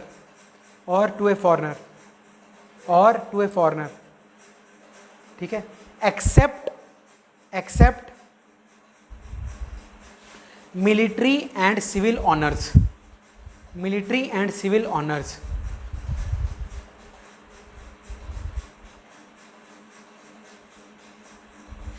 होता क्या है, अब YouTube पे ना कभी देखना, आजकल जो पुराने प्रिंसली स्टेट्स होते थे ना, ठीक है, उनके जो बच्चे हैं वो बड़े हो गए हैं, ठीक है, तो पहले क्या होता था, अब सरकार को क्या करना, सरकार को ये सब किसके अंडर चल रहा है अभी, इक्वालिटी के अंडर, ठीक है, सरकार को उनके क्या हो गया, सरकार को उनके बच्चे मतलब बराबर, उनको जैसे फॉर एग्जांपल एक बड़ा फेमस है युवराज उधर का, अजमेर का या कहीं का, वो आजकल आता रहता है न्यूज़ वगैरह में, तो उसको अपने लोग क्या करते हैं, सारे राजा जी बुलाते हैं क्योंकि उसके पापा भी राजा थे।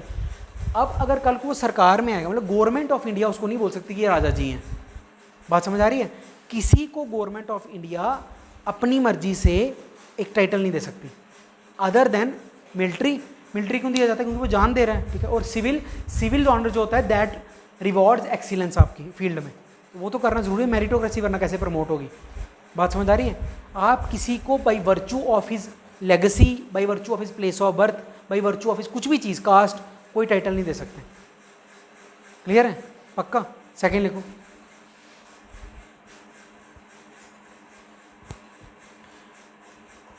It prohibits a citizen of India, it prohibits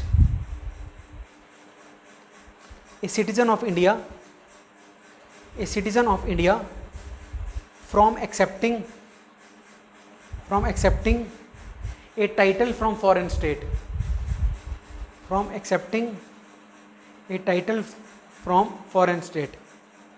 from foreign country कर दो, from foreign country। तो अब इसका देखो, अब मोदी जी लाए थे, वो लेजियन मेडल लाए थे, सुना है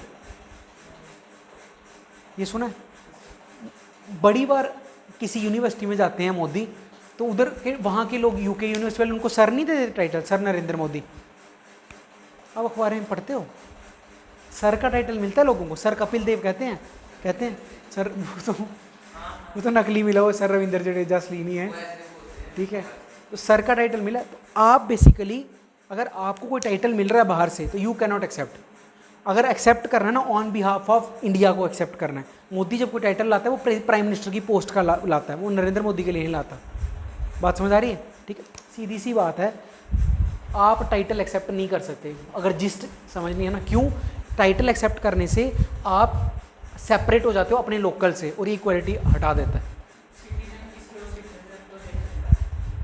वो तो कर ही सकता है, वो जो मर्जी करे, आपने इनको वो तो जो मर्जी करो। थर्ड लिखो,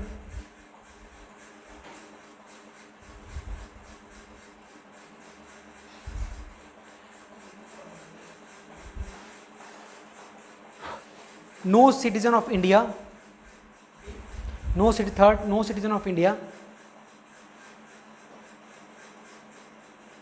working abroad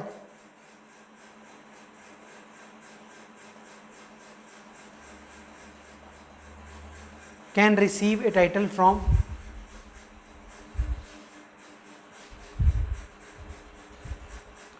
either Indian state or foreign state।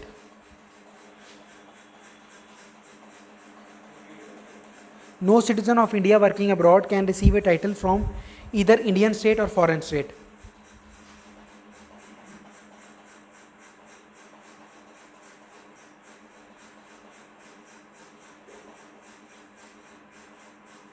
Last,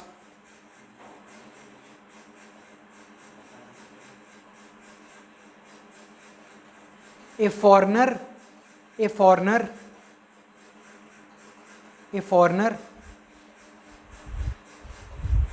holding office in India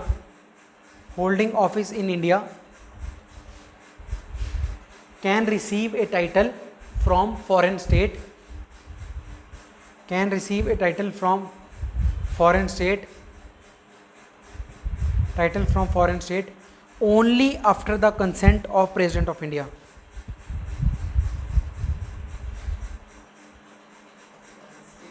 only after the consent of president. देखो सारी चीज़ें लॉजिकल हैं। Consent of president of India,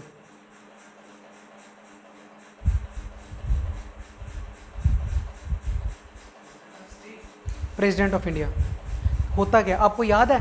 जब पल्लवास की लड़ाई हुई थी, ठीक है, तो वटापी कोंडा याद है?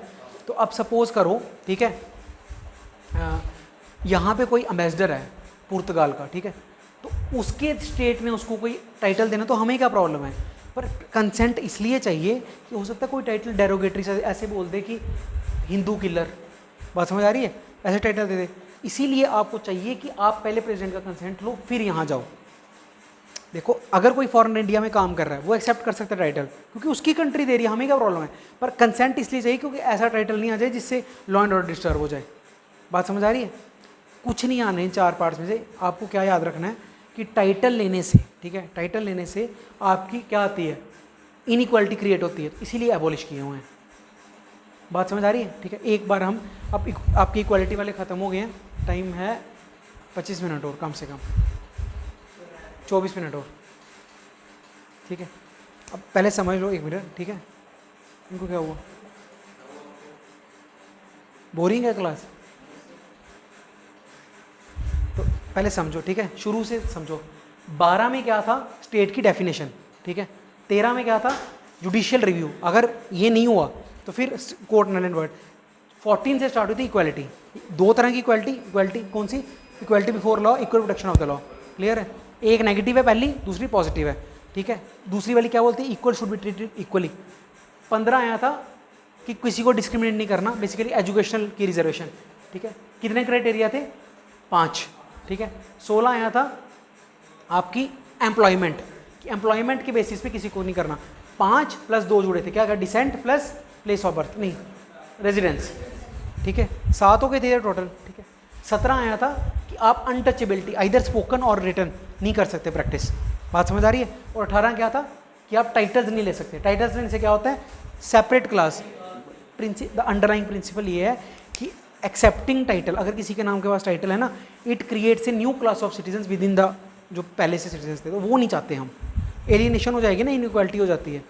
आगे बड़ी मुश्किल से हम कास्ट सिस्टम को रिवर्स कर रहे हैं। बात समझ आ रही है? पक्का? ठीक है। तो ये है आपका पहला राइट टू इक्वालिटी।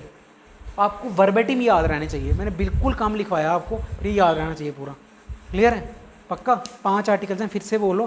पहला राइट टू इक्वालिटी, उसमें 2 हिस्से हैं, नेगेटिव इक्वालिटी बिफोर लॉ और equal protection of the law. उसके बाद 5 क्राइटेरिया पे आप डिस्क्रिमिनेट नहीं कर सकते, ठीक है, किसी भी जगह से, ठीक है, और वो एजुकेशनल इंस्टीट्यूशन से रिलेटेड है। तीसरा एम्प्लॉयमेंट वाला है, उधर 7 क्राइटेरिया हैं, ठीक है। नेक्स्ट क्या है? अनटचेबिलिटी और उसके बाद टाइटल्स। क्लियर है? पक्का?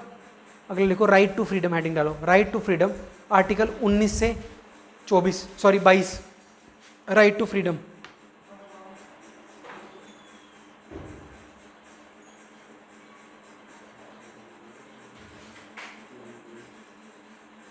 Right to freedom, right to freedom 19 से 22, 19, 20, 21, 22।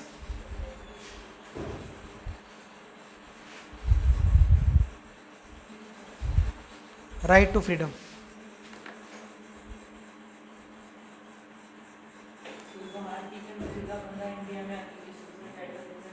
क्या क्या जोर से बोलो, बोलो बोलो।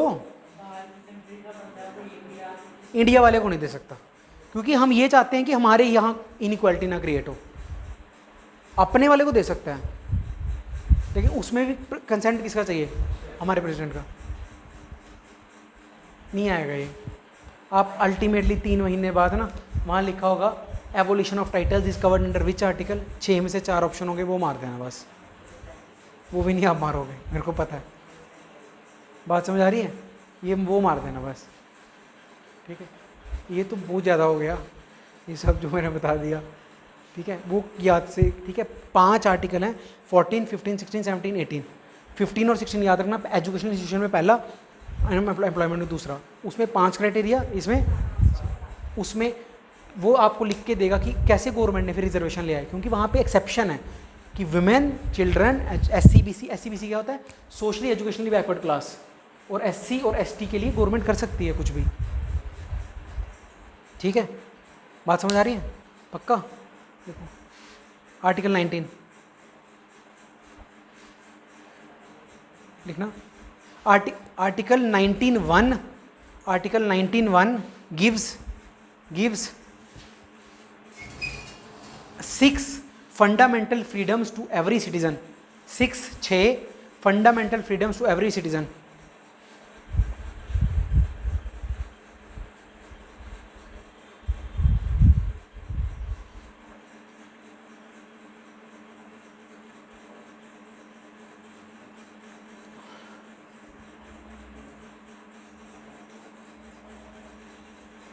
देखना, दीज आर ग्रांटेड, सबसे इंपॉर्टेंट आर्टिकल है कॉन्स्टिट्यूशन का 19, 14, 19 और 21, इन 3 को मिला के कहते हैं हार्ट, पूरा जिस्ट, ट्रिनिटी। एक तो सारे बराबर पे रहने चाहिए, 19 और 21 राइट टू लाइफ। ठीक है, बात समझ आ रही है? इन तीनों को मिला के कि ये कॉन्स्टिट्यूशन का जिस्ट है। ये आपने पढ़ लिया इक्वालिटी, क्लियर है? ये आप कर रहे हैं राइट टू फ्रीडम। ठीक है, क्या लिख रहे हो? क्या? These are granted for discovery of truth,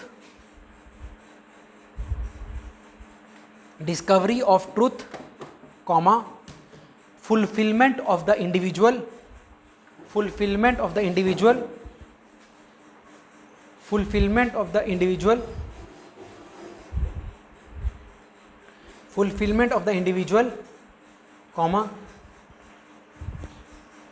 comma,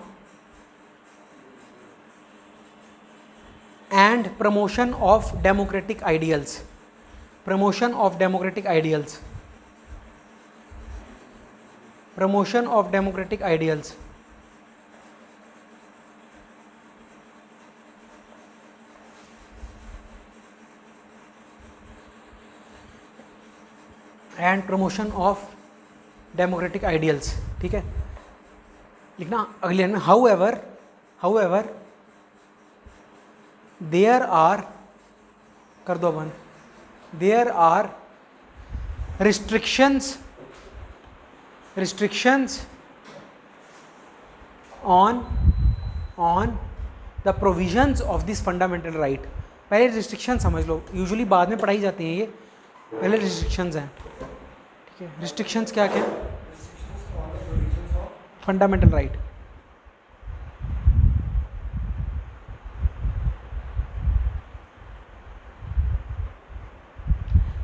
बस यहाँ तक लिखना।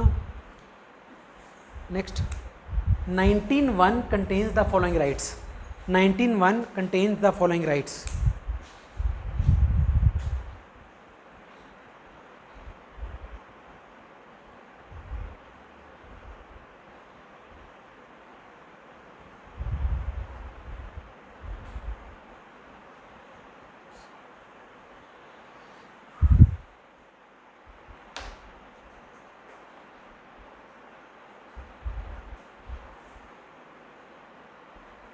देखो, first, freedom of speech and expression. Freedom of speech and expression,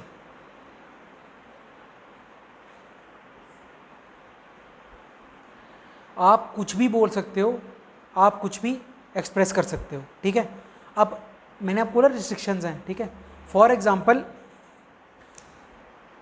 एक मैं बताऊंगा क्या क्या रिस्ट्रिक्शन है। फॉर एग्जांपल, पब्लिक मोरालिटी रहनी चाहिए, पब्लिक मोरालिटी रहनी चाहिए। ठीक है, क्या मतलब है इसका? फॉर एग्जांपल, कोई suppose prime minister of India के खिलाफ कुछ भी बोल सकता है, तो उसका फंडामेंटल राइट है। पर सपोज वो कैमरे पे मोदी को या उसकी मम्मी मर गए हैं ना, अब शायद, जो भी है, मतलब उसकी फैमिली को गंदी गंदी गालियाँ निकालने लग पड़े। ठीक है, यहाँ पे आपकी जो रिस्ट्रिक्शन है वो आ जाएगी। रिस्ट्रिक्शन क्या है? पब्लिक मोरालिटी रहनी चाहिए। बात समझ आ रही है? पक्का? तो पहले समझो वो देता क्या क्या राइट, और फिर रिस्ट्रिक्शंस हैं वो आप समझते चलना। ठीक है, पहला स्पीच, आप कुछ भी बोल सकते हो, कुछ भी एक्सप्रेस कर सकते हो। ठीक है। एक रिस्ट्रिक्शन होती है कि इंडिया की इंटीग्रिटी बची रहनी चाहिए। आप स्पीच में ये बोल सकते हो कि मैं दिल से चाहता हूँ कि इंडिया 28 देशों में बढ़ जाए, नहीं बोल सकते, क्योंकि इससे जो अब रिस्ट्रिक्शन है इंटीग्रिटी रहनी चाहिए वो ख़राब हो जाएगी, ठीक है। सेकेंड राइट लिखो, second freedom to assemble peacefully without arms, assemble peacefully without arms,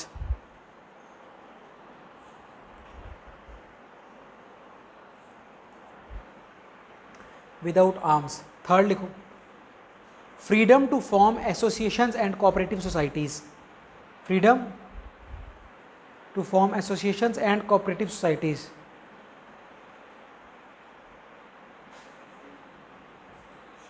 and cooperative societies। Fourth, अब इसमें भी देख लो, ठीक है। फॉर एग्जांपल ये freedom to form association and cooperative societies, तो क्या कोई बंदा ऐसा कर सकता है कि यहाँ बहु प्लाजा में बैठ के एक दफ्तर खोल ले और ऊपर लिखे लश्कर-ए-तैयबा इंडिया डिवीज़न? कर सकता है? क्यों? क्योंकि फिर से इंटीग्रिटी ऑफ इंडिया। तो आपको जो रिस्ट्रिक्शंस हैं वो ध्यान में रखनी है। बात समझ आ रही है? पक्का? ठीक है, नेक्स्ट लिखो freedom to move freely throughout the territory of India, freedom to move freely throughout the territory of India, throughout the territory of India. अब फिर से वो देख लो, अब आप कैंटोनमेंट में जाना मना होता है आपका, कैंटोनमेंट पता है आपको क्या होती है? वहाँ जाना मना होता है ना आर्मी वाला, क्यों? क्योंकि वहाँ पे फिर से सिक्योरिटी ऑफ नेशन आ जाती है। फॉर एग्जांपल अभी 2 साल पहले पता क्या हुआ था, एक वहाँ से गोरा आया क्रिश्चियन मिशनरी, वो अंडमान के एक आइलैंड पे गया, देखा था आपने वो न्यूज़ देखी थी? वो कहता था कि मैंने इनको बाइबल पढ़ानी है, तो उन्होंने उसको मार दिया। जोरावा आइलैंड है ना, जोरावा ट्राइब, ठीक है। अभी भी सरकार ने अंडमान निकोबार अगर आप जाओ, वहाँ पे कुछ आइलैंड्स हैं, वहाँ पे जाने से लोगों को मना किया हुआ है। फिर ये आर्टिकल क्यों ख़राब? क्योंकि अगर वहाँ पे चले गए लोग तो उनका कल्चर हमारा बिल्कुल अलग है, तो उनकी वो जो प्रिस्टीन कल्चर है वो ख़राब हो जाएगा। रिस्ट्रिक्शंस लगानी पड़ती हैं। ये जनरल स्टेटमेंट्स हैं फ्रीडम वाली। आप कहीं भी घूम सकते हो इंडिया में, लेकिन कुछ एरियाज़ हैं जहाँ नहीं जा सकते। बात समझ आ रही है? फॉर एग्जांपल कि आप बड़ी, जैसे कोई एग्जांपल दो मेरे को, जो बायोस्फीयर रिजर्व होता है उसका कोर एरिया होता है, एनवायरनमेंट में पड़ा है, टाइगर रिजर्व का कोर एरिया, वहाँ नहीं जा सकते आप। बात समझ आ रही है? तो आप अभी रिस्ट्रिक्शन लिखते हैं, पहले लिखो fifth, freedom to reside and settle in any part of country, freedom to reside and settle in any part of country.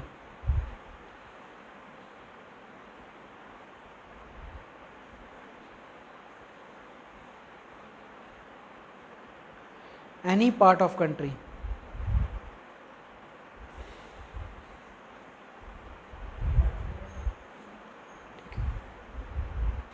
क्या वो रिस्ट्रिक्शन मैं बताऊंगा। और last, freedom to practise any profession or to carry out any occupation, freedom to practise any profession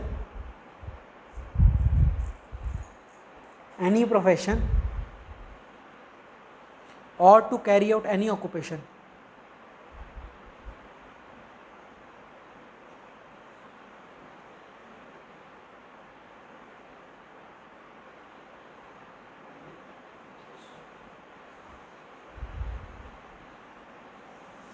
बात समझ आ रही है?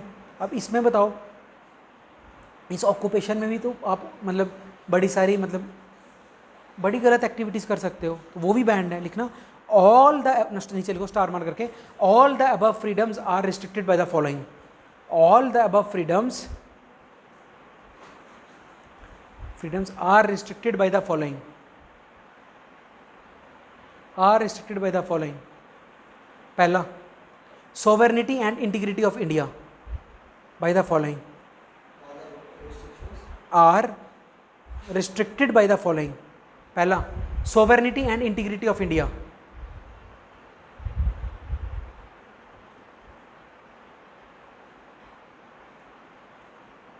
Integrity of India, ठीक है। बात समझ आ रही है? ठीक है। मतलब फॉर एग्जांपल वो जो लास्ट था प्रोफेशन, आप अपने घर में ये नहीं कर सकते कि बारूद बनाने की फैक्ट्री खोल दो, आप बोलो कि 19(1) F में लिखा हुआ है कोई भी प्रोफेशन कर सकते हैं, बात समझ आ रही है? क्यों? क्योंकि सॉवरेन इंटीग्रिटी खतरे में आ जाएगी ना ऐसे। ठीक है, नेक्स्ट लिखो।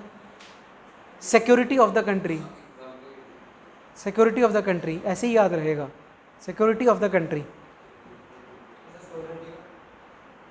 सॉवरेनिटी होता है कि देश की प्रभुता, एक ही बात है, security of the country. Next,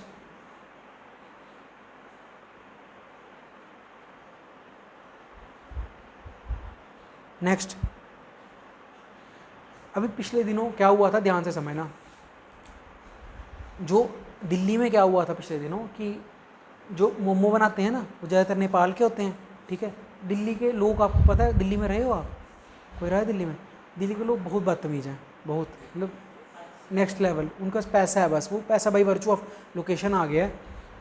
तो वो लोगों ने नेपाली लोगों का मजाक बनाना स्टार्ट कर दिया। ठीक है, मतलब इनफैक्ट कोई नेपाली कहीं ढंग की जगह भी काम कर रहा था ना एमएनसी में, उसको बोलते थे कि तू मोमो क्यों नहीं बना रहा। ये न्यूज़ थी, भगवान की कसम। इससे क्या हो गया कि रिलेशंस ख़राब हो गए इंडिया और नेपाल के। बात समझ आ रही है? और ये हायर लेवल, मतलब जो हमारी डायलॉग्स होते हैं ना अटमोस्ट लेवल पे, वहाँ पे डिस्कशन हुई थी इस बात की। तो तीसरी जो आपकी कंडीशन है वो है friendly relation with foreign states. आप कुछ भी ऐसा बोल या कर नहीं सकते जिससे friendly relation with foreign states खराब हो। रिलेशंस विद फॉरेन स्टेट्स,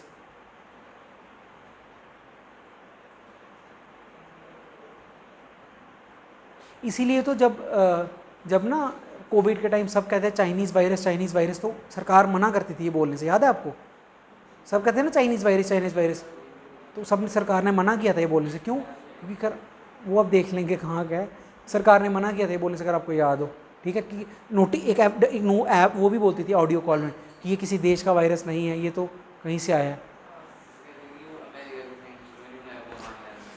आगे चलो, नेक्स्ट, पब्लिक ऑर्डर, फोर्थ है public order, decency and morality, comma decency and morality, and morality.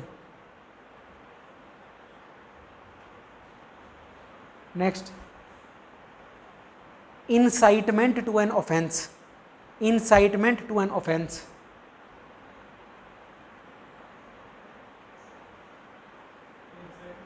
Incitement, incite होता है किसी को स्पार्क, ऐसे मतलब उकसाना, इंसाइट करना, incitement to an offence, incitement to an offence.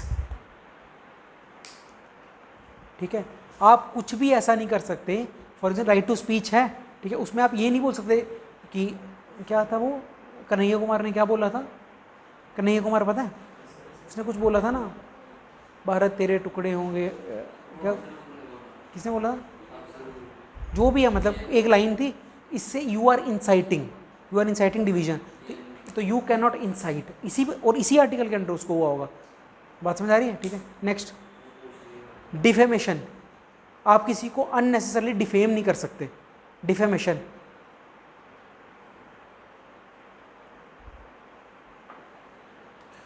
जैसे राहुल गांधी ने 2019 में 6 महीने बोला चौकीदार चोर है, उस पर 500 करोड़ का केस डाला था बीजेपी ने, अब उसने मना कर दिया कि उसकी गलती होगी। अभी भी कुछ बोल रहा था, क्या क्या अभी, हाँ अभी बोला था मोदी की ओबीसी कास्ट पे। तो ये आप किसी को डिफेम भी नहीं कर सकते। तो देखो ये पॉइंट समझो, आप पॉइंट क्या है, आपको कुछ फ्रीडम की दिए, and freedom comes with responsibility, तो ये सारी रिस्ट्रिक्शंस हैं। बात समझ आ रही है? और ये आपसे पूछी जाएंगी चीज़ें, ये जो मैं बोल रहा हूँ बम बनाने की फैक्ट्री मेरे अपने दिमाग से थोड़ी आ रहे हैं, सब पेपर में आए हैं कभी ना कभी।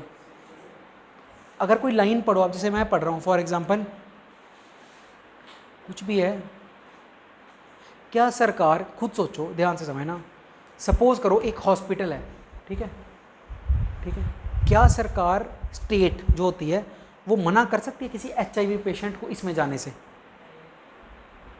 ये बोल सकता है कि सर मेरा तो राइट टू मूवमेंट था, तो आप मेरे को क्यों रोक रहे हो? HIV बीमारी होती है, पता है ना एक, ठीक है, ये हॉस्पिटल है, यहाँ पे इलाज चल रहा है, यहाँ HIV का कोई पेशेंट नहीं है, क्या सरकार इस ये बंदा कह रहा है I have the right to movement, I want to go inside this hospital, इस हॉस्पिटल में कोई HIV का पेशेंट नहीं है, क्या कैन सरकार stop him from going in side the hospital? कर सकती है, क्योंकि ये डेंजर है ना, पब्लिक ऑर्डर मोरालिटी, ये ब्लड टू ब्लड ट्रांसफ्यूजन होती है ना, पता है ना ये बात, इसको मना कर सकती है। तो आप रिस्ट्रिक्शन पढ़ो ना, पब्लिक ऑर्डर, मोरालिटी, ये उसमें नहीं आता। तो इसके अंदर जाने से पूरी थ्रेट पे हो जाएगी पूरी सबकी लाइफ। जैसे सीधी सी बात है, कोविड में आपकी रेड जोन बनाते थे, तो आप तब क्यों नहीं बोले कि मेरा राइट टू मूवमेंट है, मुझे जाने दो? ये फंडामेंटल राइट था ना, और तब सस्पेंड भी नहीं हुए थे, बनाते थे ना वो शुरू में रेड जोन। तो आपने क्यों नहीं बोला मेरा राइट टू मूवमेंट है, क्यों रोक रहे हो? क्यों था ना तब? क्यों? मतलब क्योंकि अगर आप उस टाइम मान लो आपको कोविड हो गया शुरू में, और अगर आपको जो जोन बनी है उसके बाहर अगर आप आ जाते तो आप पब्लिक ऑर्डर, मोरालिटी डिस्टर्ब कर देते ना, आपकी वजह से पूरा ऑर्डर बिगड़ जाता सोसाइटी का। ये रिस्ट्रिक्शंस होती हैं कुछ, इसीलिए मैंने स्टार्टिंग में लाइन लिखाई थी, fundamental rights are not absolute. जो बात लिख दी सिर्फ वो नहीं है, वरना बात तो ये भी लिखी थी कि किसी को आप जेंडर के बेसिस पे डिस्क्रिमिनेट नहीं कर सकते। फिर क्यों 12% की रिजर्वेशन आई है? आईआईटी में आई है, क्यों आई है? तो कोई भी चीज़ एब्सोल्यूट नहीं है। अब मेरे को लग रहा है धरना धुरना देने बैठ जाओगे 1-2 दिन में, ठीक है। नेक्स्ट लिखो आर्टिकल 20। आर्टिकल 20 आप पहले 11वीं 12वीं पेपर दे लो, फिर पढ़ना इन चक्करों में। Article 20, article 20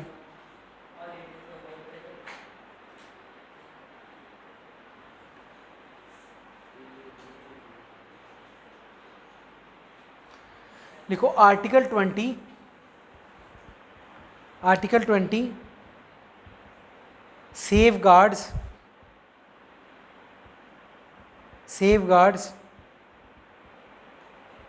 the rights of an accused,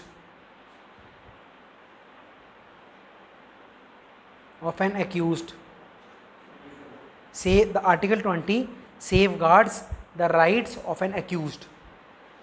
देखो ये बड़ा ज़रूरी होता है किसी भी देश में ना, एक तो आप लोगों को राइट देते हो, फंडामेंटल राइट, दूसरा जो एक्यूज होता है, एक्यूज कौन होता है? जिसको पकड़ लिया, उसको भी राइट देने जरूरी है।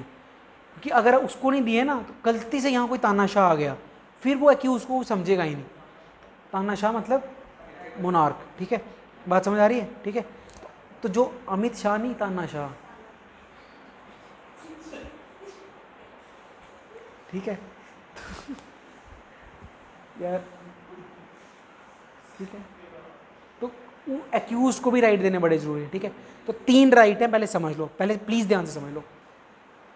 पहला, इधर देखना सारे, no ex post facto law, इसका हिंदी में समझते हैं मतलब कि सपोज करो कि आज की तारीख में इस देश में, ठीक है, कोई कानून है कि अगर आप 10,000 रुपये की चोरी करो तो आपको 1 साल की सजा है, ठीक है। तो मेरे दिमाग में, चोर हूँ सपोज, तो मेरे दिमाग में है ठीक है 10,000 के लिए मैं 1 साल की सज़ा काट सकता हूँ, तो मैंने चोरी कर ली। तो अब कल को ये नहीं हो सकता कि सरकार मेरे को पकड़ने के बाद ये बोले कि 10,000 रुपये की उस पर 100 साल की सज़ा थी। मतलब आप जो एक्यूज्ड है उसको पनिशमेंट उस चीज़ के लिए मिलेगी जो कानून उस टाइम था जब वो एक्ट ऑफ जो क्राइम था वो कर रहा था। ये बात समझ आ रही है? पक्का कि पोस्ट फैक्टो मतलब बाद वाले एक्ट आके आप वो नहीं उसको सजा दे सकते। बात समझ में आ रही है? जिस दिन आपने क्राइम किया उस दिन इस देश का जो कानून था उसकी आपको सजा मिलेगी, ठीक है। पर याद रखना ये सिर्फ किस में वैलिड है? सिविल में। क्रिमिनल में आपको उल्टा भी कर सकता है। निर्भया वालों में क्या था, एक 17-18 साल से छोटा था, एक्ट बदला, उसको सजा दे दी। क्रिमिनल में तो कुछ भी चलेगा क्योंकि क्रिमिनल में करना भी पड़ेगा आपको।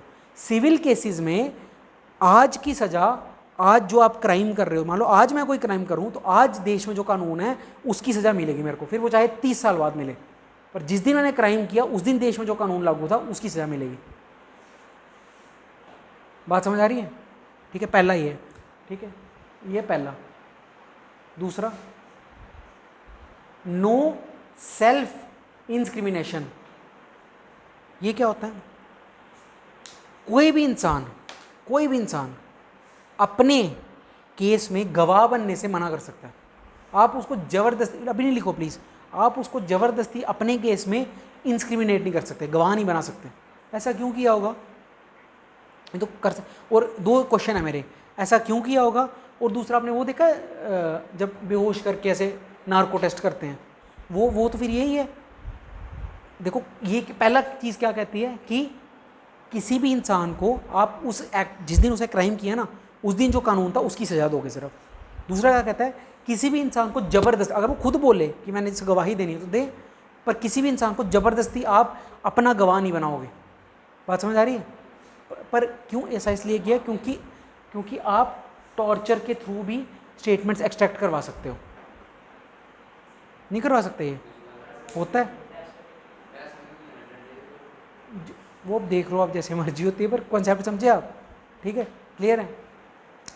तीसरा, no double jeopardy.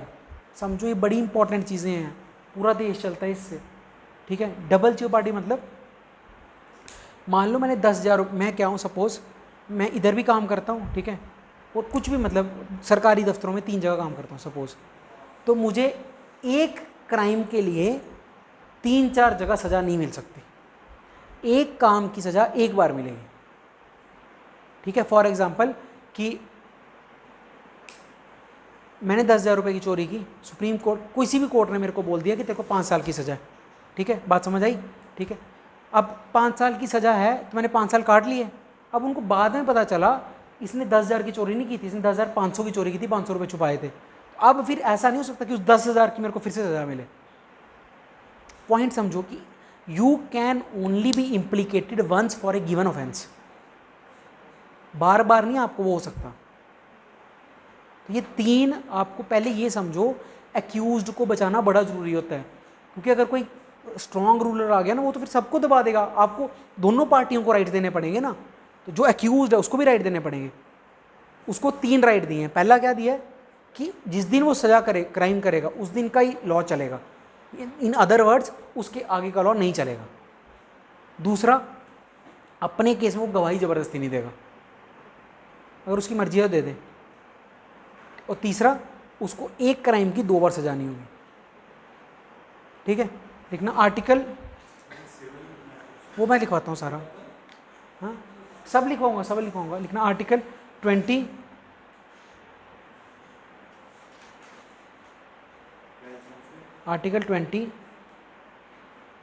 contains 3 parts.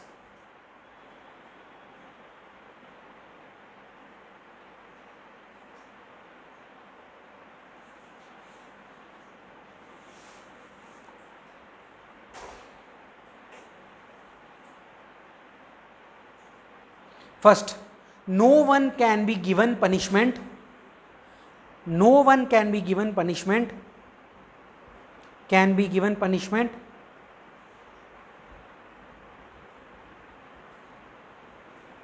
for an act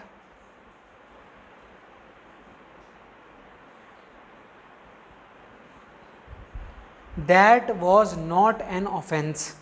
That was not an offense at the time of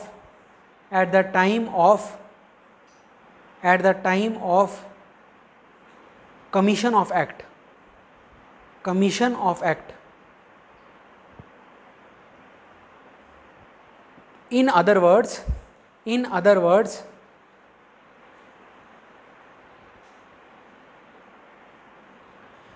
the punishment can never be greater than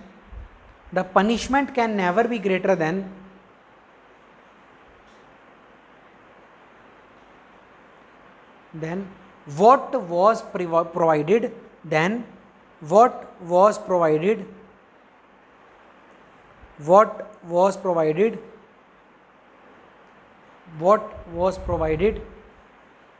in the law at the time of crime. समझ आ रही बात? At the time of crime. लिखो दूसरा, no one can be punished for an offense more than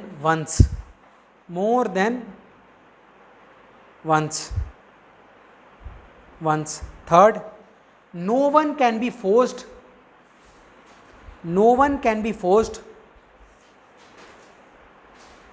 to become a witness, to become a witness, to become a witness against his or her own self, against his or her own self,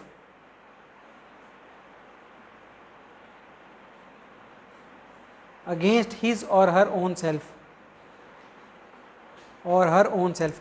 जो पहला वाला है ना उसको English में तीनों के नाम लिख लो। पहले वाले का नाम है no ex post facto law, Latin no ex post facto law, बाद वाला कानून नहीं चलेगा, ये मतलब है इसका फर्स्ट का, ठीक है। No ex post facto law, post facto law, clear है, लैटिन। इसका क्या मतलब है, नो नहीं, ये फर्स्ट जो मैंने पूरी स्टेटमेंट लिखवाई ना फर्स्ट की, वही उसी का दूसरा नाम है, हाँ। नो नहीं एक्स, पहले बाद वाला पोस्ट फैक्टो, बाद वाला पहले नहीं चलेगा, ठीक है। अगला कि कोई भी बंदा दो बार नहीं, तो अगला है नो डबल जियोपार्डी,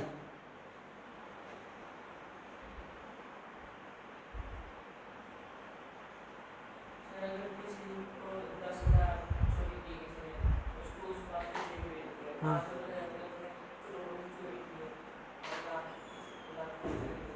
फिर अभी फिर से होगी 10,000 निकाल के, ठीक है।